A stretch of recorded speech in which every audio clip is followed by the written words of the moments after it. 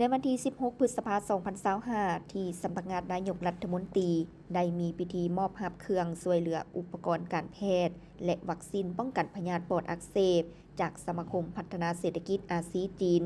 และบริษัทลาวอาซีพัฒนาเศรษฐกิจและการลงทุนจำกัดมูลค่า 10.2 ล้านหยวนให้แก่กระทรวงสาธารณสุขซึ่งกล่าวมอบโดยท่านส่วนซุนจีประธานสมาคมพัฒนาเศรษฐกิจอาซีจีนและกล่าวรับโดยท่านบุญแฝงภูมิมาลัยสิทธิ์รัฐมนตรีกระทรวงสาธารณสุขโดยการให้เกียรติเข้าร่วมเป็นสักขีพยานของท่านสอนไซศรีพันดอนนายกรัฐมนตรี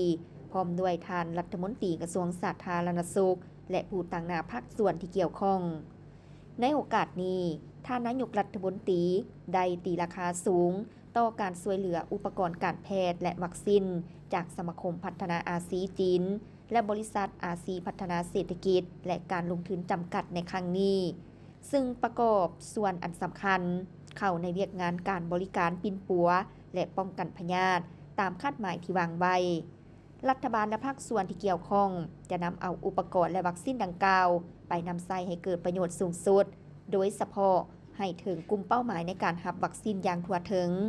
ได้ต่างหน้าให้รัฐบาลกระทรวงสาธารณสุขและประชาชนลาวกล่าวแสดงความขอบใจมายังสมาคมพัฒนาอาซีจีนและบริษัทลาวอาซีพัฒนาเศรษฐกิจและการลงทุนจำกัดที่ได้ให้การช่วยเหลือแก่สาธารณรัฐประชาธิปไตยประชาชนลาวในเวียกงานสาธารณสุขในครั้งนี้